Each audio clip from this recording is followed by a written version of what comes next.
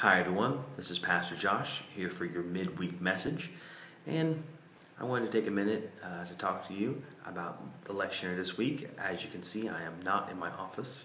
I am here at Eden Theological Seminary doing some reading and research for Bible studies this fall and also for sermons for Sunday, that type of stuff. But I thought I would just take a minute from all my reading about Ruth and Hebrews and everything else under the sun to talk to you about the lectionary for this week. And so the lectionary is 2 Samuel 7, 1 through 14, and it's the continuation of last Sunday's message of David getting the Ark of the Covenant. And he has it now, and he thinks, hey, we need to build a church. We need to build the synagogue. We need to build this temple. And he talks to Nathan, who's the prophet, and says, hey, Nathan, this is what I'm thinking about doing. I'm thinking about building God a house. I have a house. God should have a house. It's not fair. Nathan says, yeah, I think it's a pretty good idea. Let's do it. But Nathan goes to sleep, and God comes to him in a vision and says, hey, you gotta cut the house. I don't need a house. I didn't ask for a house. I'm a mobile God. I need to be among my people, and I don't need a house. And it hurts David. It crushes him because he feels like, he has a house. He doesn't live in a tent anymore. It's disrespectful that God should live in a tent. And it got me thinking about how there are times when we think we're doing the right thing, that we think we're doing what God wants us to do because the thing we're doing is a good thing. It's the right thing.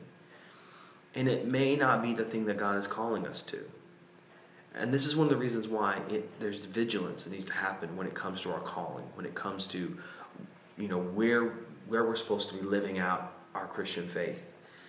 Because everyone has a food pantry or everyone has a clothes closet or other churches are doing these things, that doesn't necessarily mean we should be doing them. That the calling on our lives is much more difficult. It's not just as simple as, do these 5 things that we know standardly is what churches should do. That's not necessarily what God is calling you to. No, God might be. God might say, hey, St. Paul UCC, we need to start a clothing bank or a after-school program or whatever. We also could start a, skate park ministry or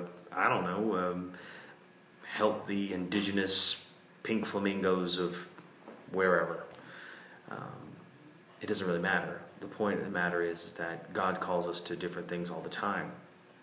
And are we willing to submit? Are we willing to give up the thing we think is right or that we may want to do the thing that God wants us to do? It's never easy. It's never popular, and it rarely feels good. But that's the hard part about Christianity, is doing what God wants us to do versus what we may think is right or the thing that we may want to do. And so I hope that helps this week. It's just a little message about what's God calling you to. So God bless, and I hope to see you on Sunday.